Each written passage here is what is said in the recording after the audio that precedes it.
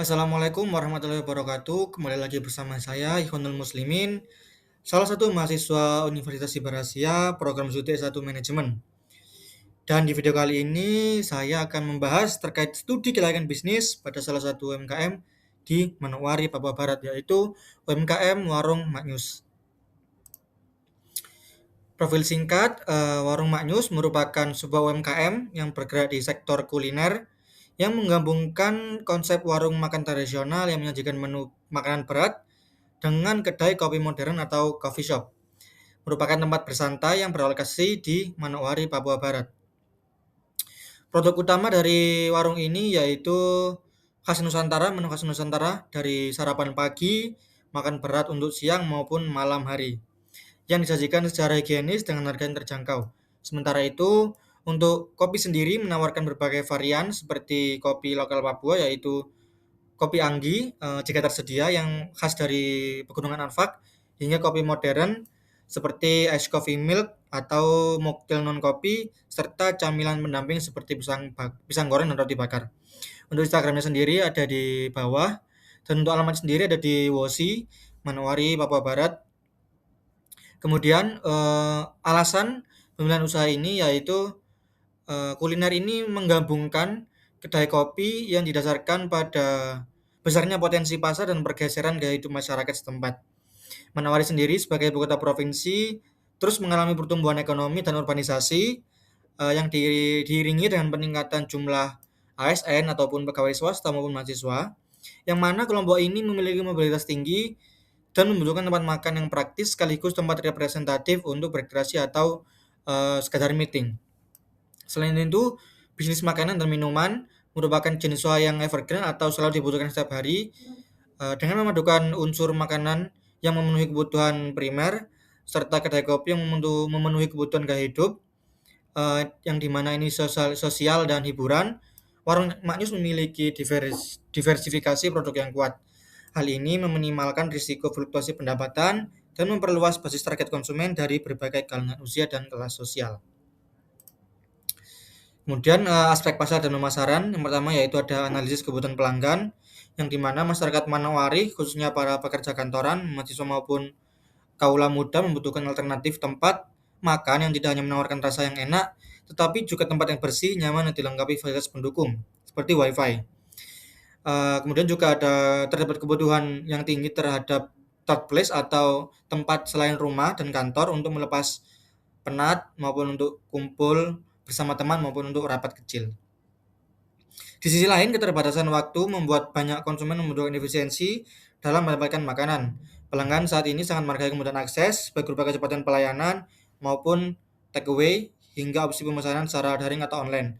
Warung Maknyus hadir untuk menjembatani kebutuhan tersebut dengan menyediakan makanan yang bervarian makanan rumah yang mengenyangkan sekaligus suasana kedai kopi yang adaptif. Kemudian untuk strategi pemasaran sendiri, Warung Maknyus menerapkan pendekatan marketing mix, di mana metode offline dan online itu digabung secara bersama-sama, di mana untuk offline pemasaran mengandalkan kekuatan lokasi yang strategis, dan papan nama itu dibuat untuk menarik perhatian serta promosi dari mulut ke mulut melalui grand opening maupun diskon untuk komunitas lokal. Kemudian untuk promosi online difokuskan pada pemanfaatan media sosial pada Instagram guna membangun brand awareness melalui konten visual yang menarik dan ulasan pelanggan yang diharapkan dapat menarik perhatian generasi muda di Manokwari. Selain itu, Warung Maknyus juga mendaftarkan merchant di platform pengiriman makanan digital, dalam hal ini adalah Grab, sehingga konsumen dapat memesan online dari rumah ataupun dari kantor. Untuk aspek teknis dan operasional, lokasi dan fasilitas, Warung Maknyus memilih lokasi di area yang memiliki aksesibilitas tinggi, dekat dengan kawasan perkantoran ataupun pusat keramaian. Kemudian untuk fasilitas sendiri, ruangan di Maknyus ini terbagi jadi dua, indoor dan outdoor, yang ramah untuk perokok maupun yang ingin menikmati suasana AC di indoor. Ada juga fasilitas wifi yang berkecepatan tinggi, kemudian area parkir serta toilet yang bersih. Kemudian untuk proses produksi, di warung ini dimasak mulai pagi hari dengan membeli bahan baku segar di pasar Manokwari, di mana di dalam ini ada sanggeng. Selanjutnya dengan proses preparation memasak hingga disajikan siang hari, pagi maupun malam hari. Untuk kedai kopi sendiri dilakukan dengan made to order di mana barista akan meracik minuman langsung setelah konsumen melakukan pemesanan atau pembayaran di kasir. Untuk teknologi dan platform di mana warung Manis menggunakan SOP atau sistem point of sales di mana pencatatan transaksi dan penjualan serta manajemen stok itu dilakukan secara real time. Kemudian untuk pembayaran, Magnus menyediakan opsi non tunai atau cashless menggunakan QRIS guna mempermudah transaksi bagi masyarakat. Kemudian untuk aspek manajemen dan SDM, struktur organisasi, warung Magnus memiliki satu pemilik atau manajer usaha yang bertanggung jawab atas manajemen keseluruhan, keuangan, serta arah strategis bisnis. Kemudian ada 2 divisi, yaitu divisi dapur dan divisi bar atau pelayanan yang mengawasi pembuatan minuman ataupun pelayanan pelanggan. Kemudian untuk kebutuhan tenaga kerja, diproyeksikan tenaga kerja dibutuhkan 5 hingga 6 orang.